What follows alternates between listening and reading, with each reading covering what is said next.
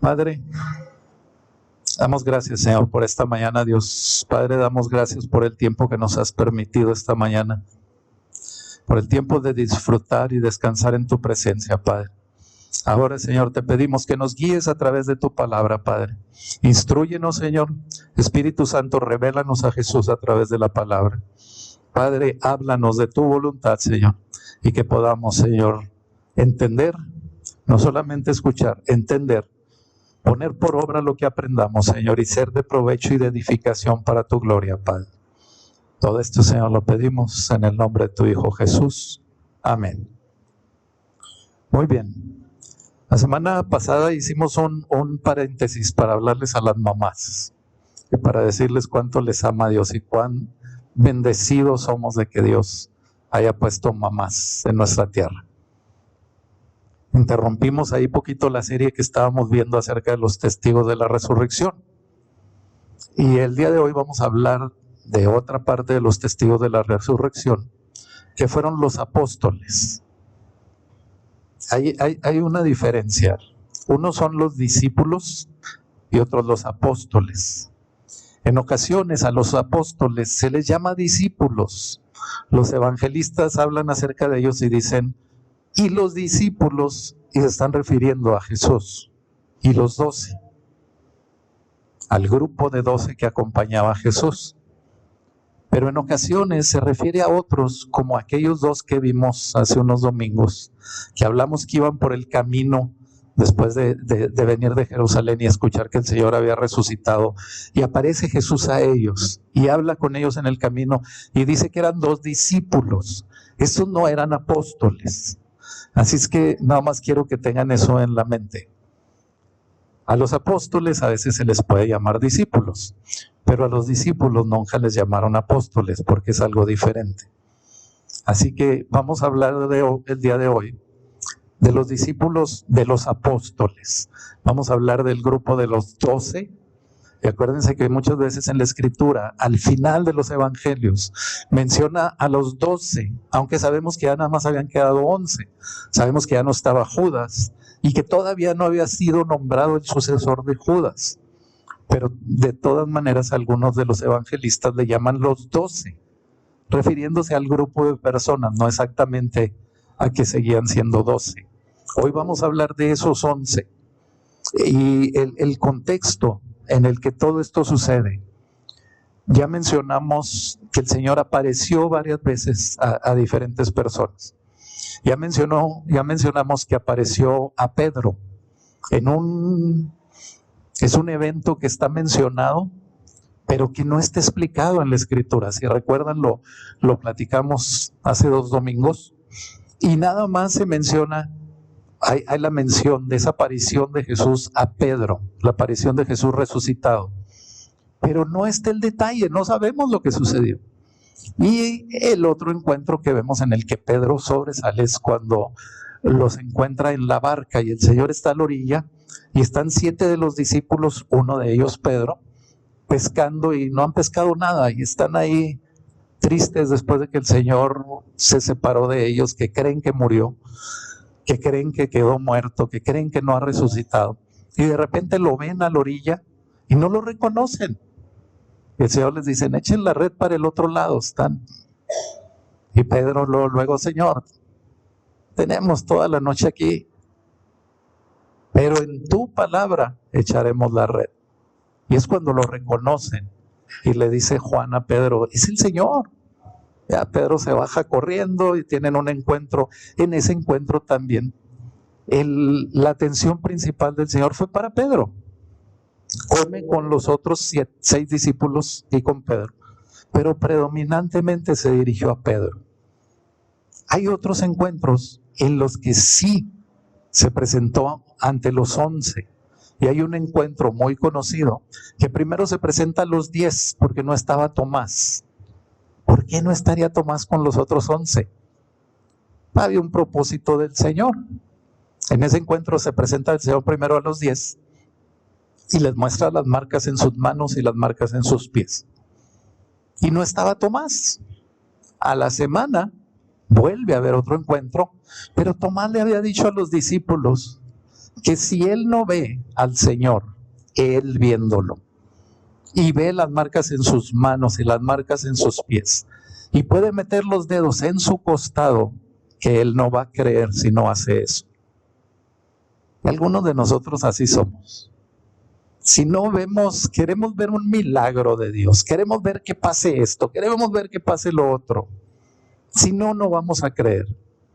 Pero el Señor le dijo a Tomás, le dijo, bienaventurados los que sin ver creyeron. Y nosotros estamos contados con esos bienaventurados que no hemos visto al Señor, pero que creemos. Y creemos que el Señor está vivo el día de hoy. Ese es el contexto en el que vamos a ver ahora los encuentros que tuvo el Señor con esos 11. ¿Y cuál era el propósito específico? El Señor no apareció nada más para que los discípulos lo vieran, para que pudieran ver las marcas en su cuerpo. El Señor tenía propósito específico para cada uno de los que se les apareció para hacerlo un testigo de la resurrección. Y en el capítulo 24 de Lucas, vaya buscándolo mientras, vamos a ver Lucas, vamos a empezar a partir del versículo 36. Pero en es la última parte del Evangelio de Lucas. Y en esta parte, Jesús tiene un encuentro que en algunas ocasiones lo vemos como algo muy casual nada más. Lo vemos como algo que apareció a los discípulos, les dio una instrucción, pero en realidad hay varios propósitos muy importantes que el Señor hizo a través de este encuentro. Y el primero es que el Señor quiere mostrarle a los discípulos que tiene un cuerpo resucitado. Les quiere enseñar que no es un cuerpo como todos los demás, que no es un cuerpo como el que tuvo anteriormente. Y hay varias cosas que el Señor los instruye para que ellos entiendan que ahora tiene un cuerpo diferente. Vamos a ver Lucas empezando a partir del versículo 36 en el capítulo 24. Y vamos a ir en esta parte nada más hasta el versículo 43. Dice, mientras ellos aún hablaban de estas cosas, Jesús se puso en medio de ellos y les dijo, paz a vosotros. Entonces, espantados y atemorizados, pensaban que veían un espíritu, pero él les dijo, ¿por qué estáis turbados? Y vienen a vuestro corazón estos pensamientos. Mirad mis manos y mis pies, que yo mismo soy. Palpad y ved, porque un espíritu no tiene carne ni huesos, como veis que yo tengo. Y diciendo esto, les mostró las manos y los pies. Y como todavía ellos de gozo no le creían y estaban maravillados, les dijo, ¿tenéis aquí algo de comer? Entonces le dieron parte de un pez asado y un panal de miel. Y él lo tomó y comió delante de ellos. Los discípulos están reunidos, están en Jerusalén. Y acuérdese que los discípulos principalmente estaban reunidos porque tenían temor de los judíos, tenían temor de los que habían perseguido a Jesús. Y entonces ellos estaban reunidos, pero estaban como que en secreto. No querían que se supiera dónde estaban, porque los judíos los estaban persiguiendo. Así que ellos están ahí en secreto, y de repente aparece Jesús en medio de ellos. Aquí no nos dice que Jesús entró, no nos dice que Jesús tocó la puerta, dice que Jesús de repente aparece en medio de ellos. Se asustaron los discípulos, a pesar de que hubieran reconocido que era Jesús. Pues sí es de asustarse, no verlo caminar y de repente que aparezca ahí en medio. Algunos de nosotros nos gustaría esto, pero yo creo que también nos asustaríamos. Imagínense que yo esté predicando y un día aparezca un ángel aquí atrás. Van a poner una cara así de asombro que voy a decir yo, ¿qué pasó? Y voy a voltear a lo mejor me caigo del susto. Estaban asustados los discípulos porque estaban viendo a Jesús y no sabían cómo había entrado. Lo vieron llegar, pero no solamente esto les había asustado. Estaban pensando que era un fantasma, estaban pensando que era un espíritu, una aparición. Y que era algo que no tenía materia, que era nada más un espíritu. Por eso Jesús, y miren, el Señor es bien detallista, dice que Jesús les dice paz. Jesús empieza rápido hablándole a sus corazones, porque sabía lo que estaban sintiendo. Rápido les dijo, no empiecen a preocuparse, tranquilos, tengan paz. Y luego les da algunas pruebas para que ellos vean que no es un espíritu. Les dice tocar, les dice palpar y ver. Dice, toquen mis manos, toquen mis pies. Soy yo mismo, no soy un espíritu. Y luego les hace la aclaración. Les dice, porque los espíritus no tienen carne y huesos como yo los tengo. O sea que Jesús se presentó en un cuerpo parecido al de nosotros, que tenía carne y huesos. Y por eso les dice, tóquenme, toquen para que vean que sí son las heridas y que vean que tengo carne y que tengo huesos, y los espíritus no lo tienen.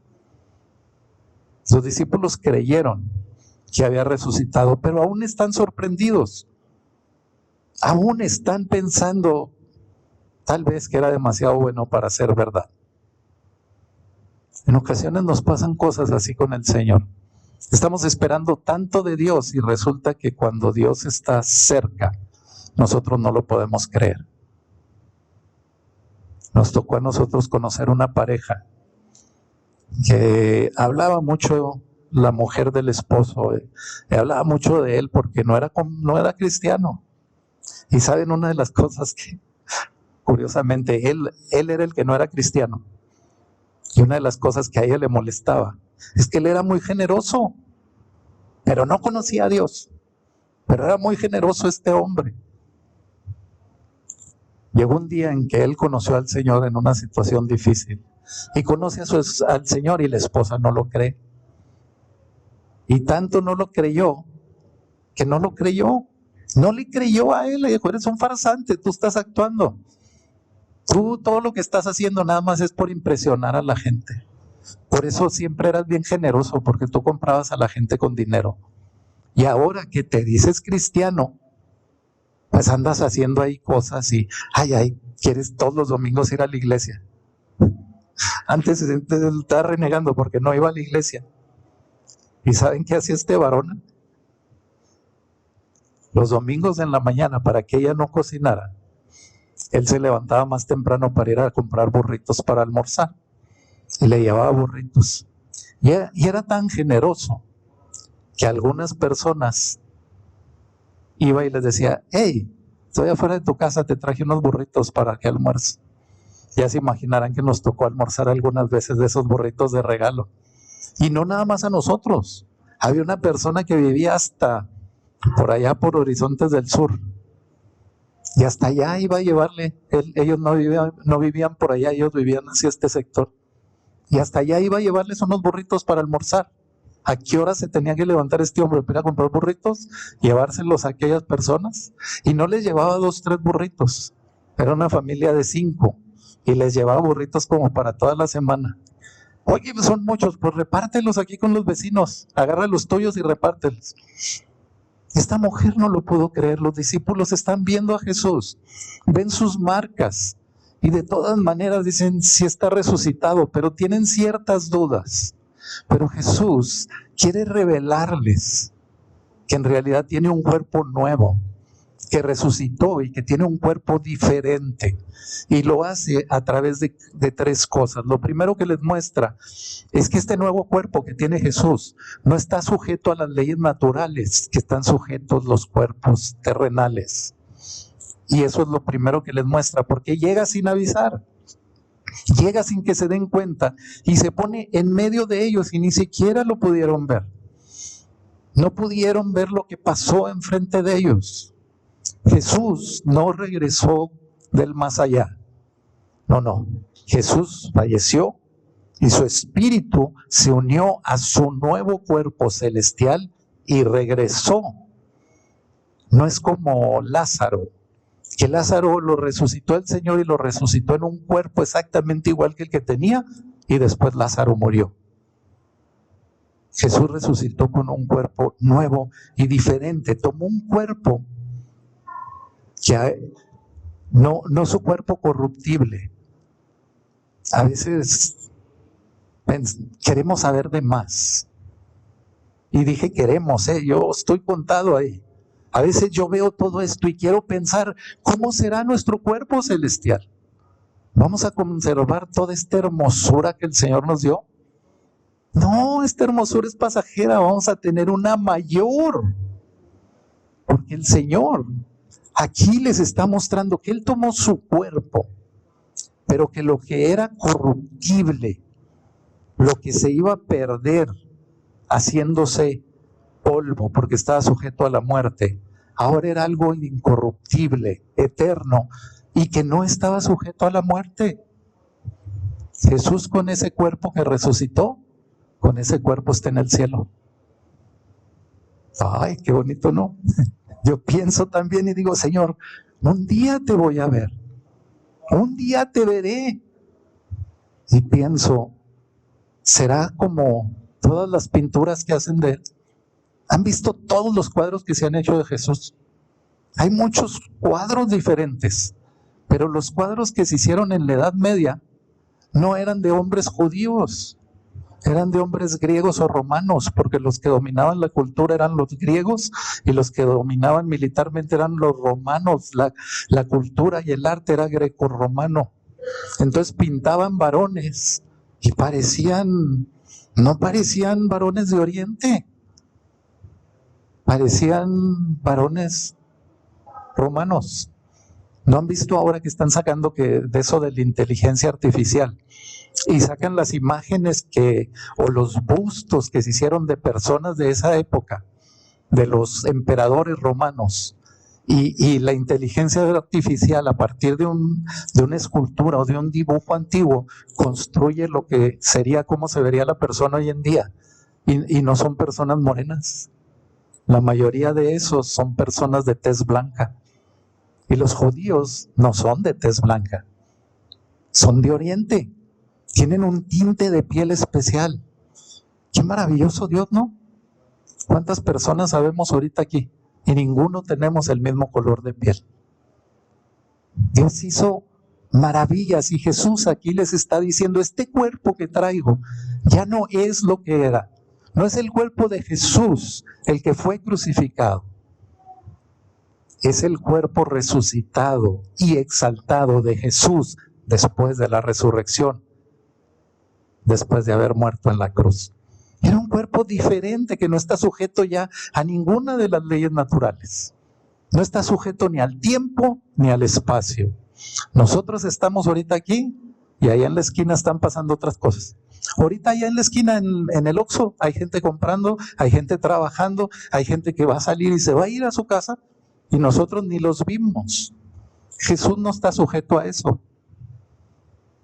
Lo siguiente es que les muestra que su cuerpo sí es físico, es palpable, pero no es igual al de los discípulos, porque les dice, ahora este cuerpo es carne y hueso. Pero se fijan que no dice que sea sangre, no menciona, pero la Escritura sí nos dice, primero en Génesis 9:4, la Escritura dice que el pueblo no comería la carne de los animales con su sangre, porque en la sangre estaba la vida. Y la sangre es corruptible. Y la sangre es la que da vida a este cuerpo. ¡Oh, qué maravilla!, ¿verdad? Ahorita que nos estamos viendo, por sus venas están corriendo litros y litros y litros y litros de sangre. Y ni cuenta nos damos. Pero si se para eso, de inmediato nuestro rostro se pone pálido, se pone seco y le llaman el rigor mortis, se pone tenso el cuerpo porque ya no está la sangre corriendo que da la vida. Jesús les muestra que su cuerpo ahora es un cuerpo transformado en un cuerpo celestial. ¿Es un cuerpo físico? Sí. ¿Es un cuerpo igual al de los discípulos? No. Es diferente. Y Pablo nos dice en 1 Corintios 15:50, este sí lo vamos a leer.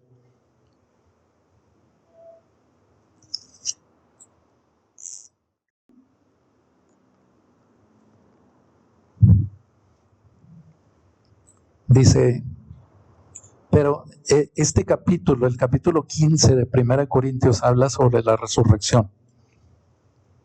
La semana que entra vamos a estar hablando de este capítulo ya como el cierre de esta serie.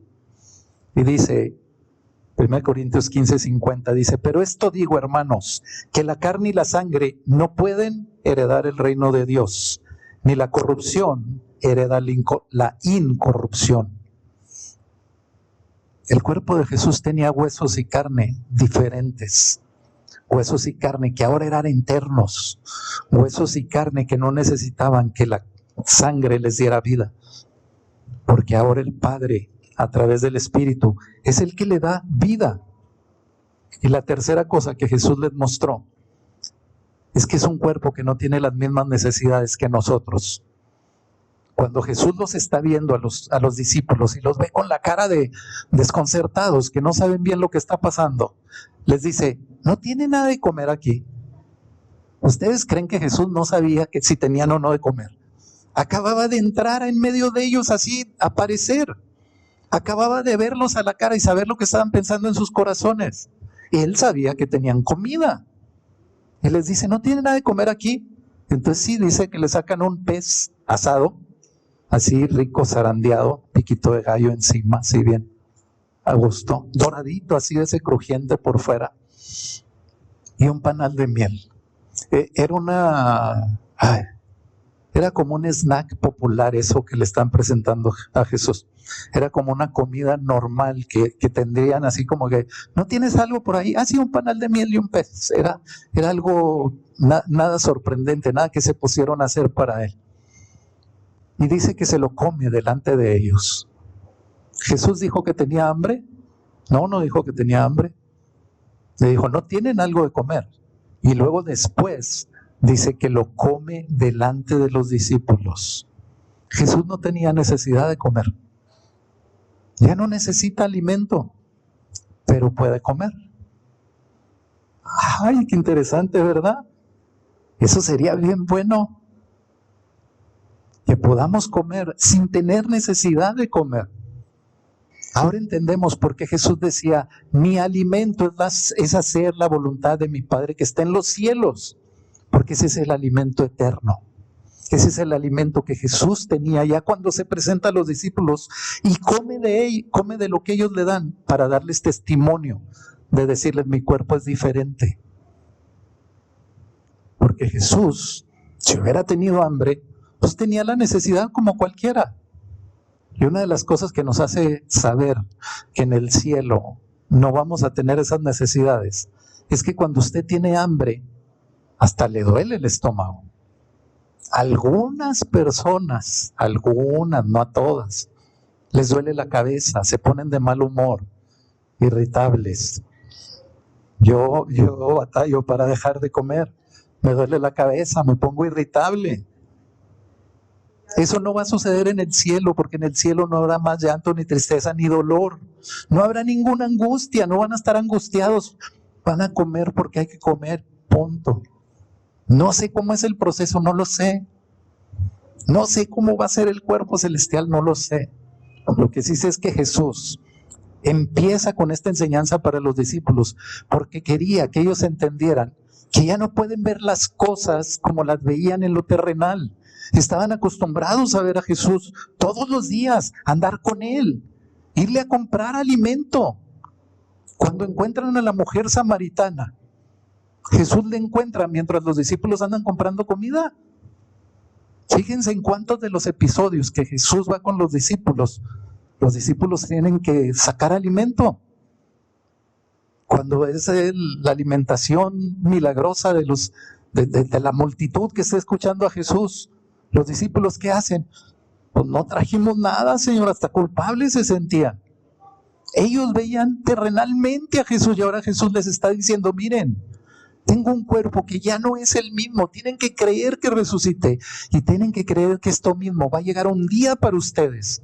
Un día nosotros vamos a ser resucitados con ese cuerpo. Así que no esté afanado de que si mi cuerpo, si muero a los 80 años, cuando resucite, pues te imaginas para subir a la nube. Cuando ya venga el Señor y yo con 80 años, ¡ay, Señor, levántame! Tu cuerpo no va a ser ese.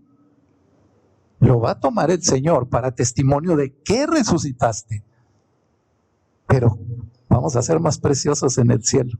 El Señor estaba abriéndoles el entendimiento a los discípulos. Les estaba diciendo, tienen que entender ahora que ya llegamos al punto donde lo celestial se ha cumplido.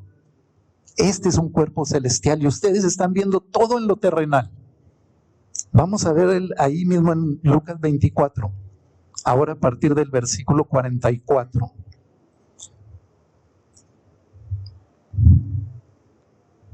Y déjele la marquita ahí porque todavía vamos a volver a Lucas 24. Dice a partir del versículo 44 hasta el 49. Dice, y les dijo, estas son las palabras que os hablé, estando aún con vosotros, que era necesario que se cumpliese todo lo que está escrito de mí en la ley de Moisés, en los profetas y en los salmos. Entonces les abrió el entendimiento para que comprendiesen las escrituras, y les dijo, así está escrito, y así fue necesario que el Cristo padeciese y resucitase de los muertos al tercer día, y que se predicase en su nombre el arrepentimiento y el perdón de pecados en todas las naciones, comenzando desde Jerusalén.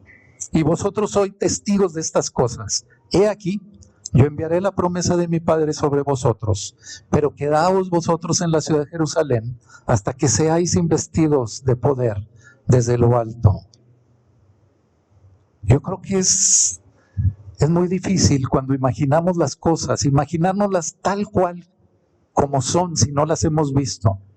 Si yo les platico ahorita y les digo, si el Señor nos bendice con este edificio, vamos a hacer los salones de escuela dominical, así y así, y vamos a tener tantos, y luego el auditorio lo vamos a hacer, y usted se va a imaginar una cosa y yo me voy a imaginar otra, porque usted tiene en su mente detalles que ha visto, que ha vivido, que yo no, y yo tengo en mi mente cosas que yo he visto y vivido que usted no.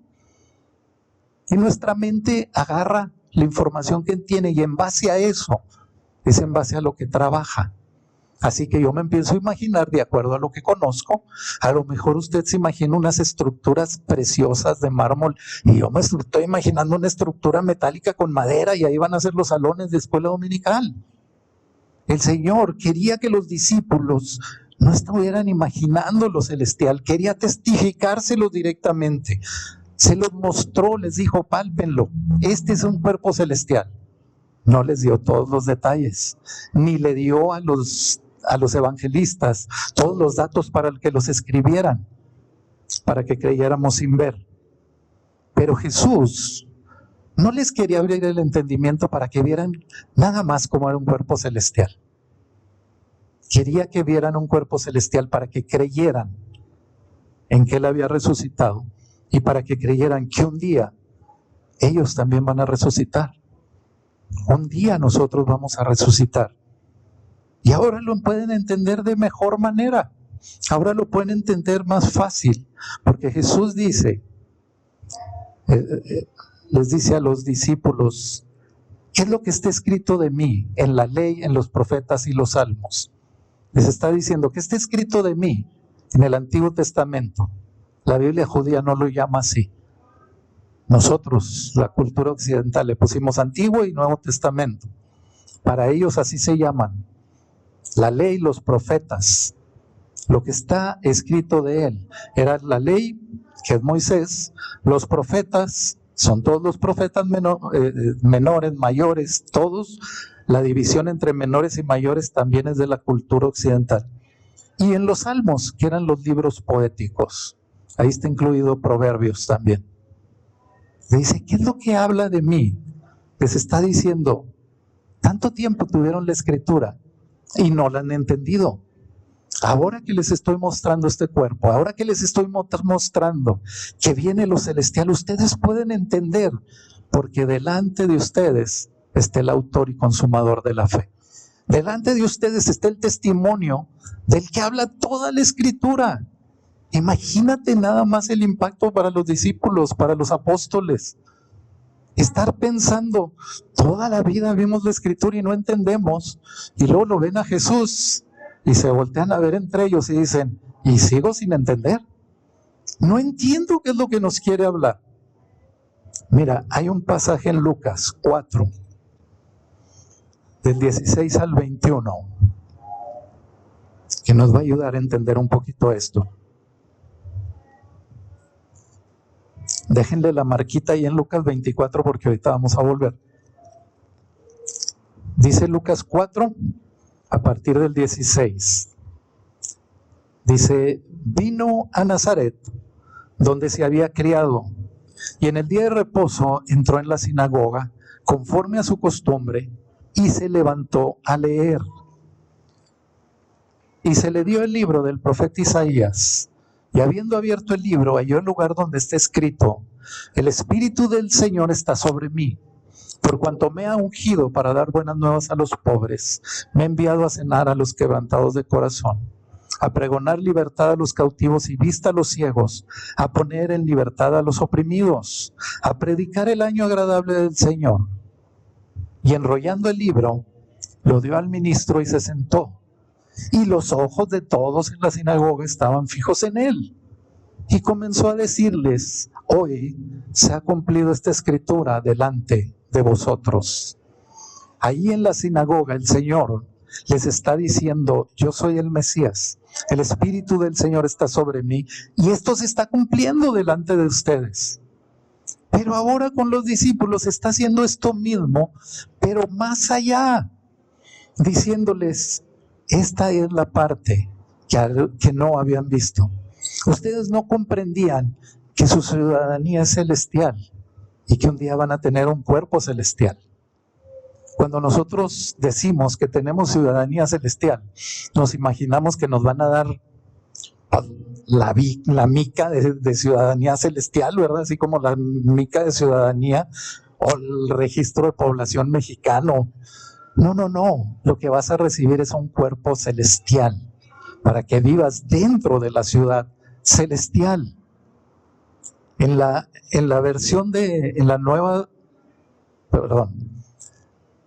traducción en lenguaje actual de la Escritura, el versículo 45 del pasaje que leímos, donde dice que Jesús abrió el entendimiento de los discípulos, de los apóstoles, para que puedan entender la Escritura. En la traducción en lenguaje actual dice, entonces les explicó la Biblia con palabras fáciles, para que pudieran entenderla. El entendimiento no se hizo porque Jesús les habló palabras más comprensibles. Esta traducción lo que está tratando de decir es que Jesús hizo que la Escritura fuera accesible a ellos, abriendo sus ojos y su entendimiento. Hizo que la mente de ellos fuera transformada al pensamiento celestial, para que no lo vieran con su pensamiento humano y que el Espíritu Santo pudiera revelarles lo que había en la Escritura. ¡Wow! Por eso a veces leemos la Escritura y no entendemos nada. Leemos una y otra vez y mira, te voy a dar un consejo que me dio a mí el pastor Fabián. Estábamos platicando de cierto pasaje de la Escritura y pues yo le estaba haciendo preguntas, ¿verdad? Preguntándole acerca de cómo, de por qué, de esto y del otro. Y le comenté que yo había leído un comentario acerca de ese pasaje. Y el pastor Fabián me dijo, con todo el amor, no piensen que me debió de haber jalado las orejas, pero él no hace eso. Él, así quieto, me dijo, mira, tú tienes que buscar a Dios a través de la Escritura. Tú tienes que buscar que el Espíritu Santo te revele a Jesús en la Escritura. Pero no leas nada alrededor de eso. Primero ve a la Escritura, ora al Señor. Y cuando hayas leído una y otra vez el pasaje, medítalo y déjalo ahí. Y una vez que Dios haya empezado a hablarte a través de ese pasaje, entonces puedes leer los comentarios que se han escrito de gente que estudia la Escritura acerca de ese pasaje. Dice, porque entonces el Espíritu te va a enseñar No te va a enseñar el comentarista, te va a enseñar el Espíritu. Les paso ese mismo consejo. Lean la Escritura, léala 1, 2 o 3 veces. Guárdela en su corazón, medítela. Si hay una palabra que no entiende, búsquela. Vaya a la concordancia. Diga, a ver, esto de entendimiento, ¿qué significa? Si tiene una concordancia por ejemplo, la de Strong, que relaciona el lenguaje actual con la traducción que se hizo. Nada más lea eso y vea qué posibles traducciones le pueden dar más. Y quédese con eso un rato. Piénselo, medítelo, órelo. Y ya después, acuérdese lo que oyó en una predicación, busque un comentario bíblico, cómprese una Biblia de estudio. Hay buenas Biblias de estudio, ¿verdad? Compre un programa para su computadora de Biblia de estudio y entonces ya vaya ahí y entonces su entendimiento va a ser abierto. Aquí Jesús está tratando con los discípulos y está haciendo que estos discípulos entiendan con los ojos espirituales. Y esto es algo bien complicado. Por eso este proceso que me recomendó el pastor Fabián y que para honrarlo a él y a Dios también, así es como yo estudio la Escritura. Y mi esposa sabe que me cuesta trabajo. Somos muy diferentes. Mujeres, ustedes vieron cómo les compartió mi esposa ayer.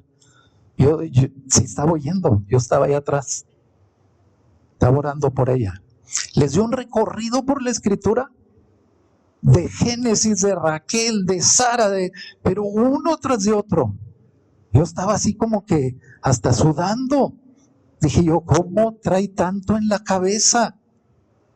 Cuando Sandra está estudiando, Sandra estudia, hace apuntes, los vuelve a apuntar, los vuelve a hacer y luego me lo platica. No, hombre, es que los hijos, no, hombre.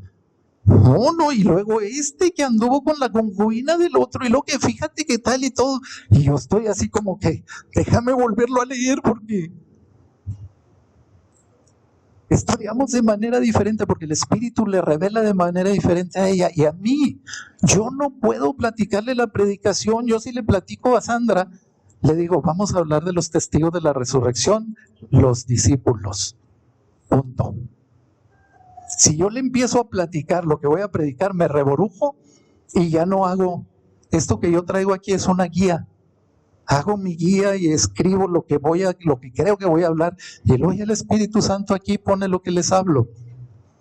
Mi esposa me lo puede platicar y luego lo vuelve a escribir, lo corrige y ella todavía lo trae ahí. Yo me pierdo en eso. ¿Qué les estoy tratando de decir? Busquen cómo el Señor revela su palabra. Dios no quiere nada más que tú vengas aquí y oigas lo que yo te digo. Quiere que vayas a la casa y leas la Escritura y la medites y la agarres así, la traigas ahí y busques qué te quiso decir. No estás, Dios, aquí recibiendo este mensaje hoy. Hoy Dios te quiso decir algo para que tú lo aprendas. Mira, Pablo en 2 Corintios 3, versículos 15 al 18, hablando de la nueva alianza, del nuevo pacto, hablando de lo que sucede ahora en el Nuevo Testamento.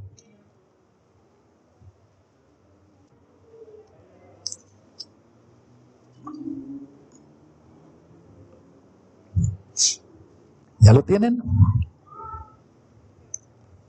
Dice, y aún hasta el día de hoy, cuando se lee a Moisés, el velo está puesto sobre el corazón de ellos. Pero cuando se conviertan al Señor, el velo se quitará, porque el Señor es el Espíritu, y donde esté el Espíritu del Señor, ahí hay libertad. Por tanto, nosotros todos, mirando a cara descubierta como un espejo la gloria del Señor, somos transformados de gloria en gloria, en la misma imagen como por el Espíritu del Señor. Casi está describiendo aquí Pablo lo que vivieron los discípulos, viendo al Señor cara a cara, la gloria del Señor, viendo a Jesús con su cuerpo resucitado y siendo transformados. El Señor, el último punto ya acerca de lo que quería enseñar a los discípulos. Les quería hablar del Espíritu Santo que les iba a enviar. Todos nosotros hemos leído ese pasaje que dice que donde esté el Espíritu de Dios, ahí hay libertad. Y pensamos muchas veces que eso es, hay libertad para danzar y para movernos, y hay libertad porque me libró de la suegra y de no sé quién más y de todos los que me oprimían. Hay libertad para que veas y conozcas la Escritura y para que la entiendas. Aquí Jesús les enseñó que están en una posición espiritual diferente, que ahora han entendido que la cruz no fue el instrumento que partió el plan de Dios. La cruz fue el instrumento que vino a ayudar para que fuera cumplido, para que fuera a través del Señor traído el arrepentimiento y el perdón de pecados. Ahora el Espíritu Santo es el que nos da la revelación de Jesús como el Mesías. Ustedes que invitaron a una mujer o que están invitando a alguien a la iglesia, ora para que el Espíritu Santo le revele a Jesús como el Mesías. Y deja que el Espíritu haga la obra. No quieras ayudarle al Espíritu Santo. Ayúdale en qué. Invítala, llámala, sé atento con esa persona, bendícelo. Si puedes comprarle el burrito los domingos en la mañana, ve, llévale unos burritos. Si no puedes hacerlo, una llamadita y decirle, ¿estás bien? Estaba pensando por ti, sabes que anoche estaba orando, me acordé de ti. Por cierto, oren. Tengan una costumbre de orar. Aquí el Señor ya les dice a los discípulos, ahora son testigos de estas cosas. ¿De qué cosas? De la obra de Jesús como el Mesías y de que es necesario que se predique el arrepentimiento y que se predique el perdón de los pecados a todas las naciones. ¿Iniciando dónde? Desde Jerusalén. Los discípulos fueron llamados a predicar el arrepentimiento y el perdón de pecados. Y fíjate, ahora el Señor abre nuestro entendimiento y entendemos mejor la Escritura. ¿Por qué tenía que venir Juan el Bautista antes de Jesús? Juan el Bautista vino predicando ¿qué? ¿El perdón de los pecados? No, vino predicando el arrepentimiento. Dice la Escritura, voz que clama en el desierto. Era Juan el Bautista. ¿Y qué vino clamando Juan? Arrepiéntanse, el reino de los cielos se ha acercado. ¿Cómo se acercó el reino de los cielos? A través de Jesús. El mismo Dios se hizo hombre y se acercó a los hombres. ¿Para qué? Para el arrepentimiento, porque Él traía el perdón de los pecados. Eso es lo que Jesús les está diciendo a los discípulos, que tienen que predicar arrepentimiento y perdón de los pecados. Y vamos a ver finalmente la última parte de Lucas 24, los versículos 50 al 53. En los otros evangelios se relatan también las apariciones de Jesús a los discípulos. Yo tomé el de Lucas porque es donde podemos ver toda esta enseñanza que estamos tratando hoy, pero lea en su casa los otros relatos. Es bien interesante a Juan hablando de Tomás y diciendo que Tomás era incrédulo, no había creído al Señor porque no lo veía. Lucas 24, 50 al 53. Dice, y los sacó fuera hasta Betania, y alzando sus manos los bendijo, y aconteció que bendiciéndolos, se separó de ellos y fue llevado arriba al cielo. Ellos, después de haberle adorado, volvieron a Jerusalén con gran gozo, y estaban siempre en el templo, alabando y bendiciendo a Dios. Fíjate nada más. El Señor los lleva a Betania. ¿Sí se acuerdan quién vivía en Betania? María y Marta. Los lleva allá rumbo a Betania, no hasta la ciudad, los lleva cerca de Betania, allí en el Monte de los Olivos. Y ahí en el Monte de los Olivos el Señor los pone ahí, alza las manos y los bendice. Y después de bendecirlos, se separó de ellos, fue llevado arriba al cielo. Ahora los discípulos son testigos de la resurrección y son testigos de que Jesús ascendió al cielo. Son testigos de que no desapareció. Son testigos de que no se lo llevó nadie. Son testigos de que subió, lo vieron subir al cielo. Pero ¿qué más dice? Después de haberle adorado, volvieron a Jerusalén con gran gozo. Los discípulos inseguros, que estaban escondidos de los judíos, que cuando iban a crucificar a Jesús se habían esparcido por miedo. Ahora esos discípulos Están felices y con gran gozo y regresan a Jerusalén. Y dices tú, pues tenían que volver. No, Jesús les mandó, regresen a Jerusalén. Si nosotros hubiéramos estado ahí y hubiéramos visto al Señor ascender, hubiéramos levantado un altar ahí. Vamos a adorar aquí al Señor y levantamos un altar y aquí nos quedamos porque de aquí subió. Y el Señor no les dijo que hicieran eso. Les dijo, vuelvan a Jerusalén. ¿Qué tenían los apóstoles en la cabeza? ¿A Jerusalén? ¿Allá donde están los que te mataron? ¿Allá donde nos estaban persiguiendo porque somos tus discípulos? ¿Allá donde están los que nos andaban buscando porque nos robamos el cuerpo de Jesús? ¿Ahí quieres que volvamos? No le preguntaron nada. Se devolvieron gozosos, se devolvieron alegres, adorando al Señor, y no lo hicieron en secreto. Dice, y estaban siempre en el templo, alabando y bendiciendo a Dios. Ellos fueron obedientes, siguieron de cerca al Señor y volvieron a Jerusalén, no importando que ahí estaba el peligro, y volvieron con gozo. Por cierto, comuníquele el gozo del Señor a su rostro. Sea amable con la gente, bendígalos, enséñele la sonrisa del Señor.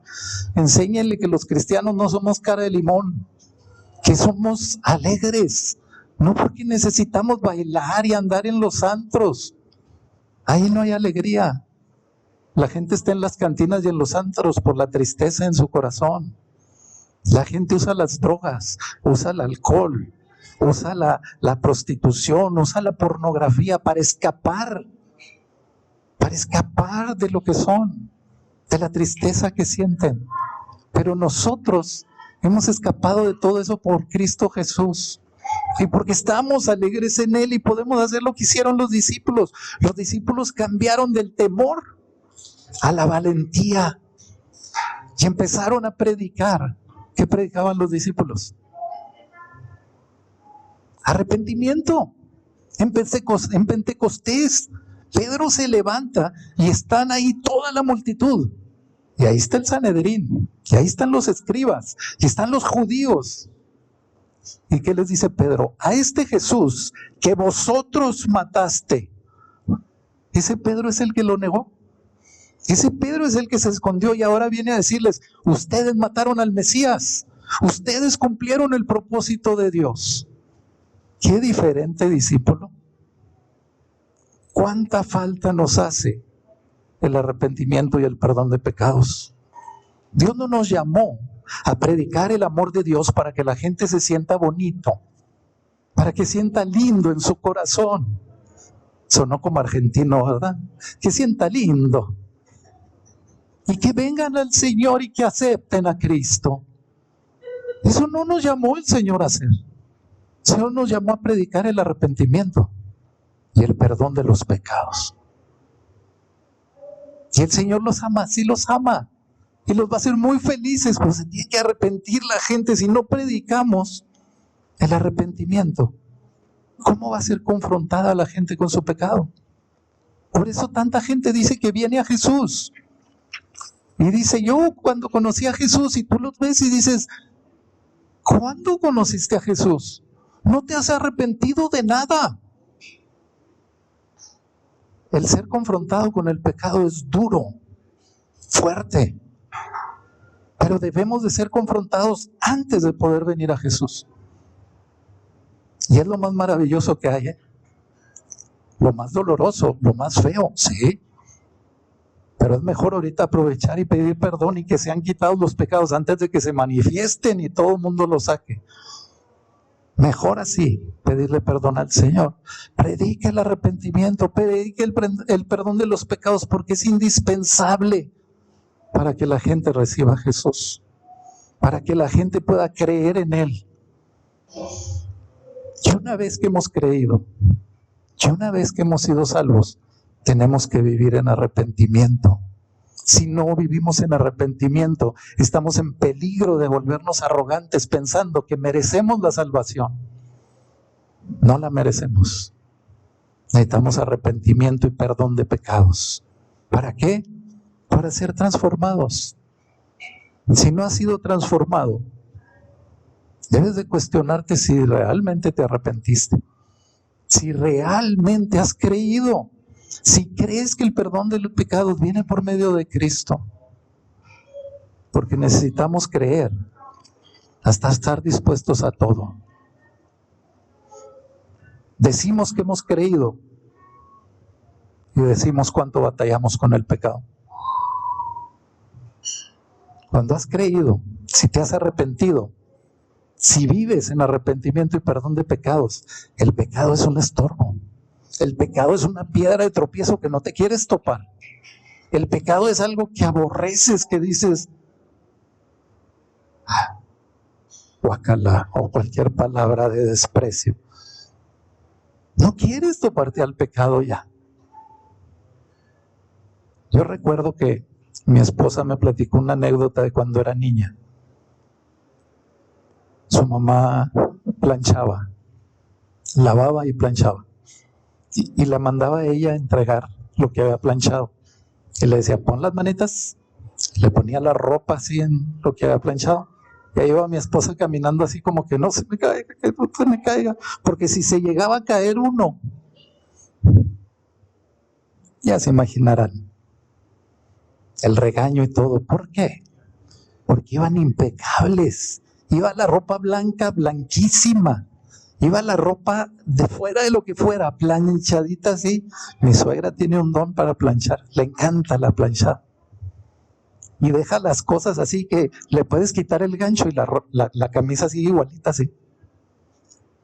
Esa ropa era la que iba a entregar mi esposa, pero si se le caía, se ensuciaba.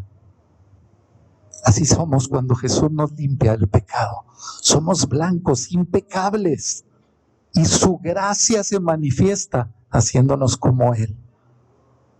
Si eso sucedió en tu vida, ¿no te quieres tropezar y caerte a la mugre? ¿No quieres andar diciendo, a ver tantito, a ver poquito? Es que yo era mentiroso. Voy a decir una mentirita nomás a ver qué pasa. Pero chiquita nada más. Mentirita blanca, mentirita piadosa. Es mentira. Si tú estás siendo transformado por Dios, tú no estás lidiando con el pecado. Tú no vas a estar tanteándole y diciendo, es que yo antes tomaba, pero ahora tengo control de mí. Esta cerveza que voy a destapar no trae ninguna atrás. Es una nada más. Todas las cervezas traen como 4 o 5 detrás y no te das cuenta. Cuando destapas la primera, ves la fila atrás de ella así. Ya cuando vas en la quinta ya ni sabes qué pasó. No juegues con el pecado y no prediques a un Dios bonachón. Ay, tú acércate a Jesús y todo se arregla. Arrepiéntete. Tampoco vayas a ir con la metralleta a decirle pecador, cochino y sucio. Porque Jesús no te llamó así. Jesús te amó primero. Ama a la gente y dile, arrepiéntete del pecado. ¿Cuál pecado? Yo no tengo pecado. Sí tienes, al igual que yo tenía pecado. Ay, ¿a poco eres santo? Pues la Escritura sí dice que soy santo, pero no porque sea bueno, sino porque estoy apartado para Dios. Eso significa ser santo. Entonces háblale a la gente de que pecar lo aleja de Dios. Y ora en tu casa por esa gente, para que a través de eso el Espíritu Santo obre y le revele al Mesías y puedan ser salvos. Repasa Lucas 24 en tu casa.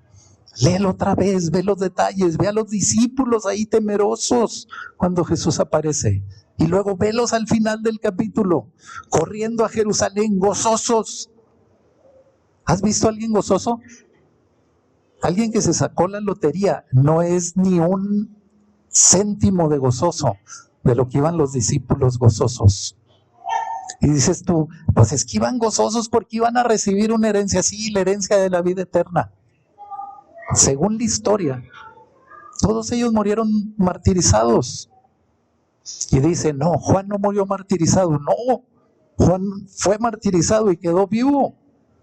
Lo hirvieron a Juan Es lo que dice la historia de Juan, el que escribió el Apocalipsis. Lo hirvieron y luego lo mandaron a la isla de Patmos. Y se lo desterraron. No, yo creo que lo mandaron allá por el aspecto terrible con el que quedó. Y lo mandaron ahí para que no asustara a nadie. Y ahí el Señor le dio el Apocalipsis. Ese era el gozo de los discípulos. Morir martirizado, no, predicar a su Señor, predicar el arrepentimiento, anunciar el Evangelio. Eso es a lo que el Señor nos llama. De eso es de lo que somos testigos. Y la semana que entra es la última lección de esta serie. Tráete tus notas, no va a ser resumen. Va a ser el último de los testigos, que está muy emocionante también. ¿Ok? ¿Somos testigos? ¿De qué somos testigos? De Jehová. Bueno, sí somos testigos del Señor, pero somos testigos de que resucitó. Somos testigos de que de verdad es el Mesías. Somos testigos de que ascendió al cielo. Y somos testigos de que tenemos que predicar el Evangelio para que Él regrese y esperar lo que venga del cielo. Vamos a orar.